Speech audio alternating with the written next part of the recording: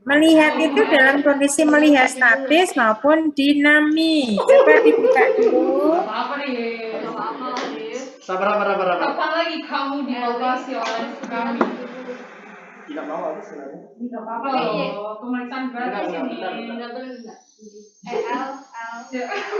Arahkan kameranya di dada pasien. Posisi duduk tegak pasiennya. Arahkan kameranya di dada pasien. Posisi duduk tegak, tak bahunya rileks. Ya, saya melihat di sini pasiennya Mas Panji, dada kanan dan kiri bentuk dadanya simetris. Namun saya melihat tinggi bahunya yang kiri lebih tinggi dikarenakan di situ ada spasme dari otot bantu nafasnya yaitu otot trapesiusnya. Nanti tolong dibuktikan ya Mas Panji saatnya pemeriksaan palpasi ya. Tapi di situ melihatnya bentuk dadanya normal. Untuk pasiennya Mbak Feby bentuk dadanya normal, tinggi bahunya normal, sejajar, simetris, kemudian tidak ada permasalahan. Pasiennya Mbak Juliana juga bentuk dadanya normal, simetris kanan dan kiri, bahunya kanan dan kiri juga simetris. Pasiennya Mbak Asfia, Mbak Anggita, dan Mbak Salvi bentuk dadanya kamu lihat di situ normal. Kemudian tinggi bahunya juga bagus, normal. Ya, kemudian terima kasih. Kemudian Mas Ihmanul Muslimin untuk pasiennya coba duduk tegak. Pasiennya Mas Syahnuru, pasiennya adalah di situ bentuk dadanya alhamdulillah normal, tinggi bahunya juga simetris sejajar. Pasiennya Mas Teguh Aris, tolong duduk tegak supaya saya bisa melihat secara jelas. Iya, bentuk dadanya simetris, tinggi bahunya juga simetris. Lalu untuk pasiennya Mas Ivano jangan banyak bergerak supaya saya bisa tahu bentuk dadanya. Coba jangan ditutup gitu ya, bentuk dadanya simetris alhamdulillah, tinggi bahunya juga simetris. Nanti di dalam asesmen objektif dimulai malah Mas Benjiro pasienmu dimulai dari inspeksi ini bahwa statis itu kamu harus melihat bentuk dadanya dia simetris apa tidak. Kalau dia rawat inap berarti terpasang alat-alat oksigen, termometer, kateter, kemudian ada kalau bekas operasi ya ada luka insisi di dada sebelah kanan atau kiri gitu ya. Nah ini saya melihat bentuk dadanya normal semuanya. Coba untuk berikutnya inspeksi dinamis. Kita melihat gerakan dadanya. Mohon maaf, gerakan dadanya karena pasienmu laki-laki, tolong lihat gerakan pernafasannya, pola pernafasannya. Bahwa laki-laki dalam teori kemarin disebutkan untuk pasien laki-laki dewasa lebih cenderung menggunakan abdominal breathing atau yang disebut dengan menggunakan pernafasan perut. Coba diperhatikan pada waktu tarik nafas, benar nggak perutnya mengembung? Tarik nafas, perutnya mengembung, hembus, perutnya kempes. Itu pasiennya pada laki-laki seperti itu. Tapi kalau perempuan cenderung menggunakan nafas dada. Coba, kamu perhatikan pada saat dia gerakan pernafasan itu dadanya simetris atau tidak antara kanan dan kiri. Kalau saya melihat di sini semuanya dalam kondisi normal, hanya untuk pasiennya Mas Panji yang kiri, bahu yang kiri itu dia lebih tinggi dari otot trapesiusnya. Nanti dilihat aja, dibuktikan dengan dipalpasinya ya. Berikutnya, jadi nanti di dalam menulis di laporan itu inspeksi statisnya bentuk dadanya simetris apa tidak. Inspeksi dinamisnya gerakan dadanya simetris apa tidak. Menggunakan pola pernapasannya apa, seperti dalam teori kemarin pelorong ekspirasi, push maul atau push breathing begitu ya. Nah, untuk berikutnya adalah silakan Anda melakukan pemeriksaan palpasi. Palpasi dimulai dari trakea. Anda sudah melihat kan ya di videonya. Coba untuk di trakea Anda perhatikan untuk di trakeanya ya. Diberkatilah oleh Tuhan. Jadi Apa sih? Pegang apa ini? Trakea. Untuk posisi dari trakea itu 3 jari. Di dekat printer ya. Kamu nggak punya itu kayak bisa kalau 3 jari. Nah, betul Mas Panji. Betul. Stop Mas Panji. Jangan dilepas. Ya, jangan dilepas. Oke. Ya. Oke. Coba 3 jari menempel seperti Mas Panji itu. Jari yang tengah dipaske pas tengah-tengah antara kelapa kiri. gitu. Semua badanku keringetan. Sudah, udah usah. Taruh aja. Oh mungkin disuruh nafas. Piana itu ya. Itu siapa sih? Ya. Asfia atau siapa itu agak turun. Ya Pak. Asfia atau Anggita ya. Yang sekarang ini yang sih yang trakea itu posisi trakea Asfia. Kemudian untuk nanti pengembangan ekspansi toraknya Anggita, Salvi itu nanti untuk vokal fremitus. Sekarang yang posisi trakea Juliana, kemudian nanti yang pengembangan ekspansi torak Rizky, kemudian yang vokal fremitus Karisma. Sekarang Feby melakukan vokal trakeanya agak turun Feby agak turun tangannya. Ya, ayo Aris. Syahrul kurang turun sedikit. Imanul Muslimin betul, stop, bagus. Ya, oke. Sekarang gerakkan itu tanganmu, jarimu itu menuju ke trakeanya. Normalnya adalah lurus, tidak berbelok ke kanan atau tidak berbelok kiri. Tolong perhatikan, jika kamu memeriksa normal, langsung kamu berikan jempol gini. Bahwa saya tahu bahwa itu hasilnya normal. Yang penting nggak belok. Ya, begitu kamu bilang jempol, berarti kamu sudah bisa menemukan bahwa itu normal. Jadi kalau tidak, nanti kamu sampaikan dia berbelok ke kanan atau berbelok ke kiri jarimu itu. Ya, didorong menuju ke trakeanya. Ya, betul Syahrul. Syahnuru normal, Juliana normal, ketemunya bagus, Teguh Aris normal, bagus, Panji bagus normal, Bansiro normal, oke. Iwanul normal, bagus ya. Kemudian Asfia, Feby normal, bagus ya, oke. Asfia, mana? Kok belum? Oke, ya. Sekarang Gapu gantian pengembangan ekspansi torak, Rizky pengembangan ekspansi torak, Anggita pengembangan ekspansi torak. Posisinya ini telapak tangan ini posisinya ada di.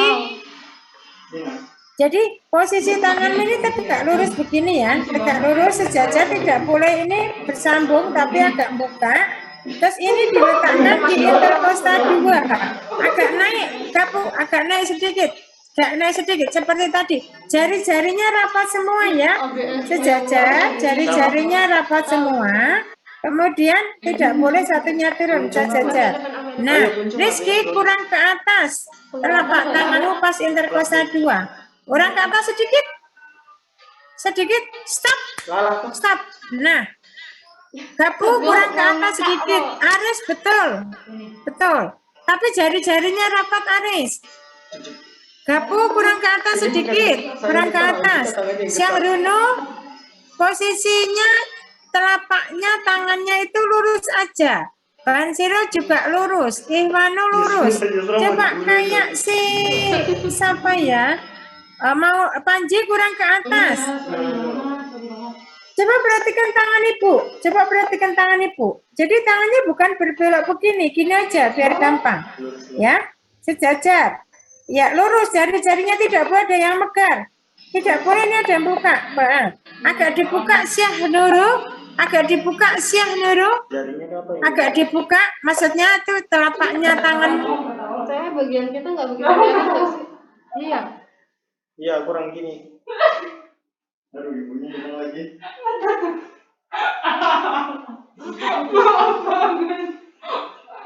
Kurang ke atas.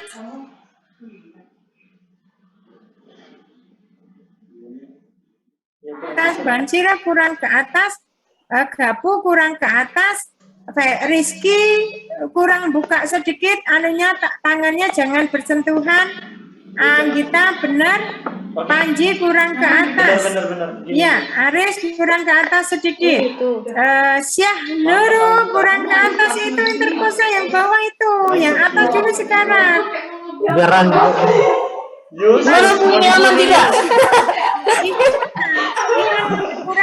Kurang buka Iwan. Kurang buka. Iwan tuh. Ini loh posisinya begitu. Kurang apa, Bu? Bukan ini buka. Dendam sama Yusra itu. Nah, siap Bu, siap. Suruh tarik nafas, hembus, harusnya tangan kanan dan tangan kirimu itu mengembangnya itu adalah sama, artinya ke atas semua. Kalau nanti ada yang ketinggalan, berarti di situ tidak normal.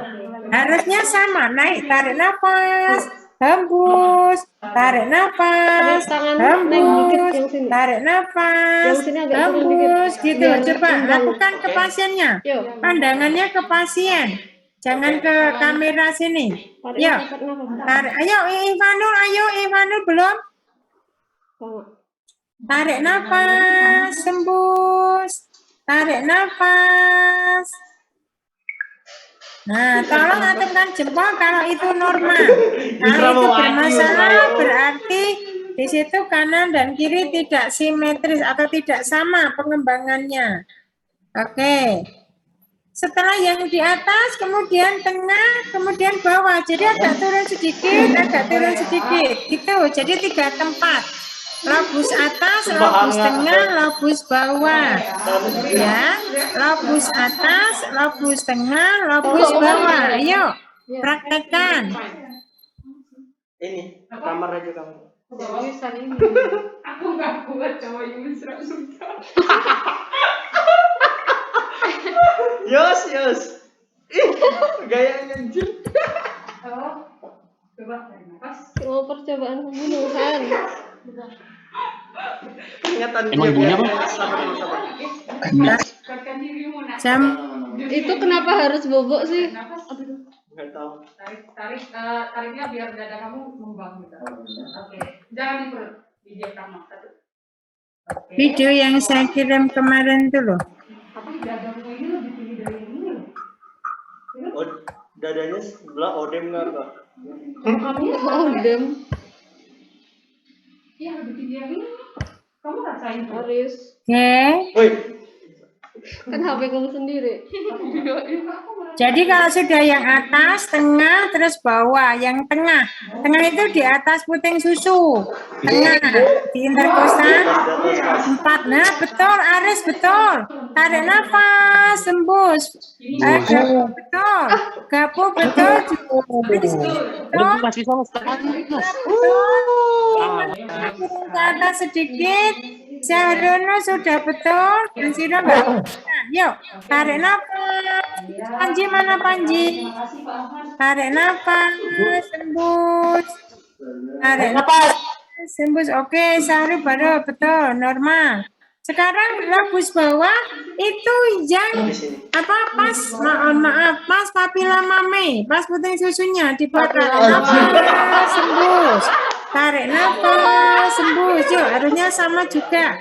Kalau tidak sama, tolong disampaikan. Langsung Ya, nutup, betul. langsung nutup. Yuk, lakukan. mengapa tidak perempuan gitu? Pas di puting susunya, Oh. di kanan kiri tarik nafas, hembus, gitu.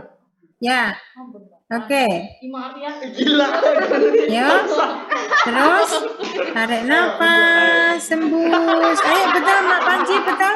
Ayo tarik nafas Panji.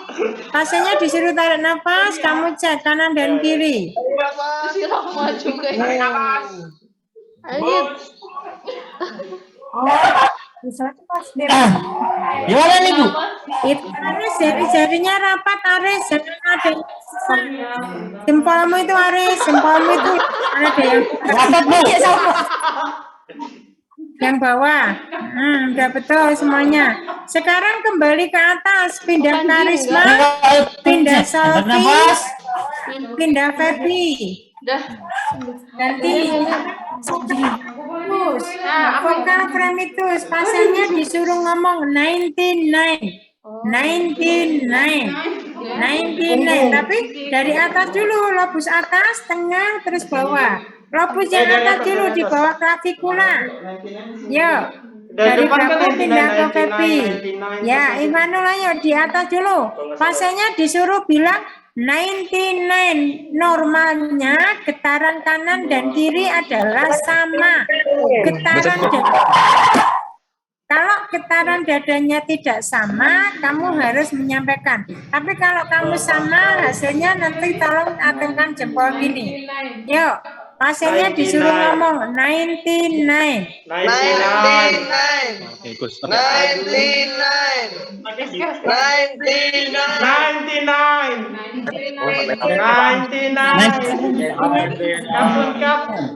Dan bawah. Ya. Ini siapa sih?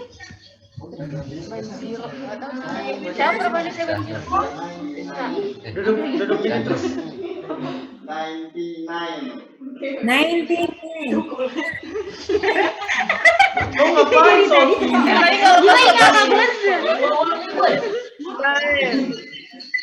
Matiin Yus. Yus, mati Yus. Sudah? Jangan. Anda sudah ada pertanyaan? Jadi dari Pak Pasi tadi sudah berapa? Trachea, kemudian apa? Pengembangan ekspansi torak, kemudian vokal fremitus. Pak Pasi yang terakhir adalah untuk pemeriksaan spasme otot. Bagaimana untuk pemeriksaan spasme otot? Nah, spasme otot di sini adalah spasme otot bantu nafas yang dimana bisa berulang. Yang kita tes itu adalah otot trapezius, sternocleidomastoideus dan otot scaleni. Bagaimana